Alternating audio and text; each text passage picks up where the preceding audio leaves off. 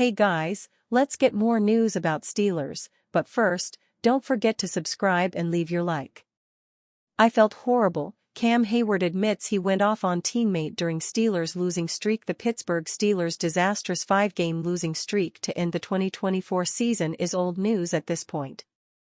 However, as the offseason progresses, we're starting to learn more about what went on behind the scenes during that streak. Longtime Pittsburgh stalwart Cam Hayward spoke about one moment in which he lost his cool.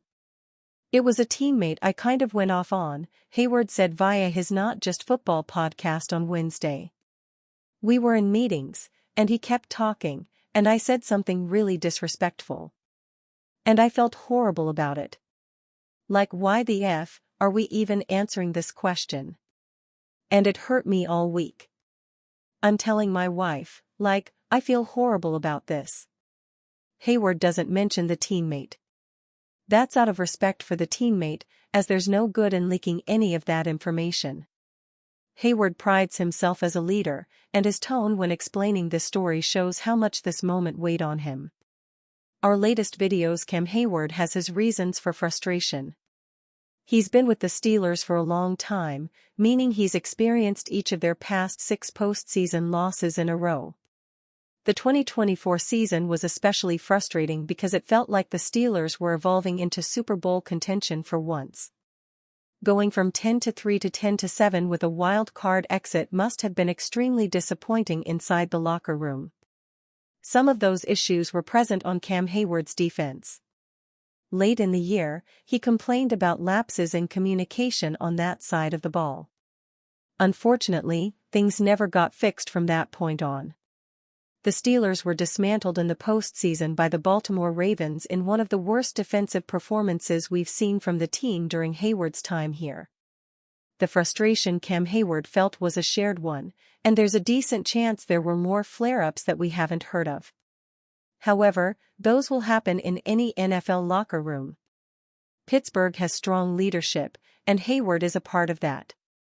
He even felt so bad about lashing out that he wanted to make a peace offering. "I felt bad about, in front of my teammates and my coaches, doing that," Hayward said. "And so, I ended up buying a bottle of wine. Trying to have a peace offering 'cause I felt horrible about it." Steelers stock watch. QB Justin Fields, sold, by Matthew Marksey, posted on March 13, 2025 at 7 a.m. Player, QB Justin Fields stock value, sold. Reasoning: arguably the Steelers' biggest move of the offseason so far, they let Justin Fields walk in free agency. Whether the cause is their lack of conviction in him or their stinginess with guarantees, we'll likely never know. In the meantime, we await what their plan B is, or C, or D, or whatever letter we're on now. F, for some reason, feels like a fitting stopping point. Our latest videos, despite the WrestleMania that consumed the Steelers organization, or at least HC Mike Tomlin, they set their sights instead on re-signing Justin Fields.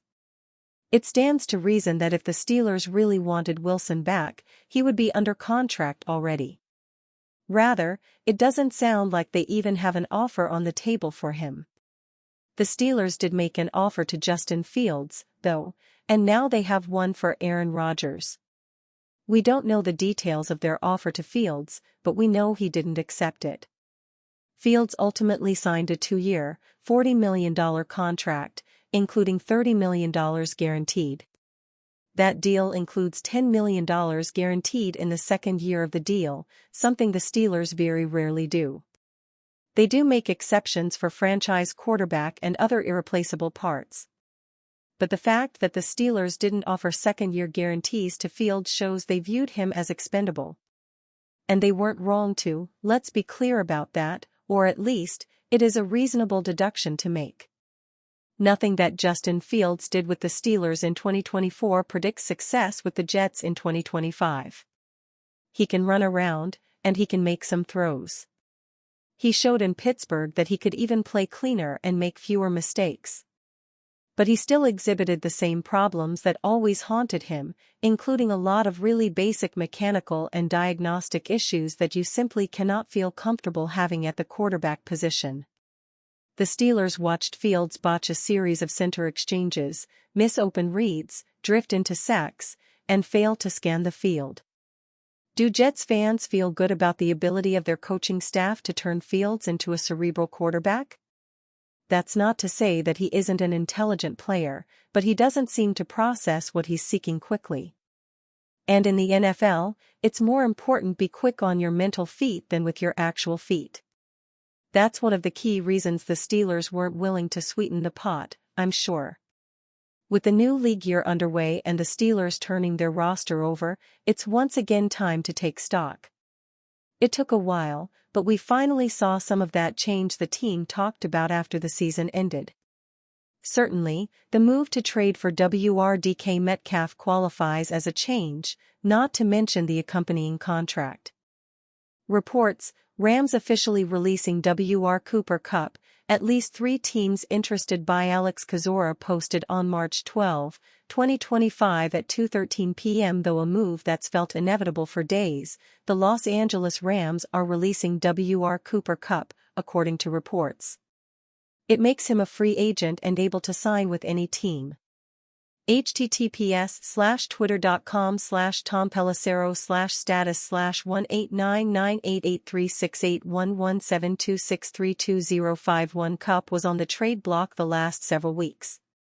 But with no team interested in acquiring his contract and his pending release a likely outcome, the Rams had little bargaining power. Now, Kupp becomes a free agent for the first time of his career after spending 8 years with Los Angeles. The Rams have kept open the door for his return but admitted the scenario wasn't realistic. Our latest videos: while his trade market was cold, NFL Network's Mike Garafolo was quick to point out that Kupp is drawing NFL interest. Colleague Peter Schrager offered even more detail, noting at least 3 teams are interested. Reporter Aaron Wilson tabs the Green Bay Packers as a team to watch. Perhaps the 3 teams Wilson lists match Schrager's list, though Pittsburgh isn't on it. No longer needing to take on his contract and give up draft picks to do it, Kupp is a more attractive option for the Steelers. Though there are fair questions about his age and health, Kupp turns 32 in June and hasn't played more than 12 games in any of the last 3 years. He's still productive when available. In 2024, he caught 67 passes for 710 yards and 6 touchdowns while also making plays in the playoffs, hauling in 5 passes for 61 yards in a divisional round loss to the Philadelphia Eagles. A one-time All-Pro, Cooper Kupp's best year came in 2021 when he posted video game-like numbers: 145 receptions, 1,947 yards, and 16 touchdowns, winning the NFL's Triple Crown as the league leader in each category. That was the peak of his career, battling injuries with waning production since. Are you a fan? What do you think about Cooper Kupp's situation? Leave your opinion in the comments.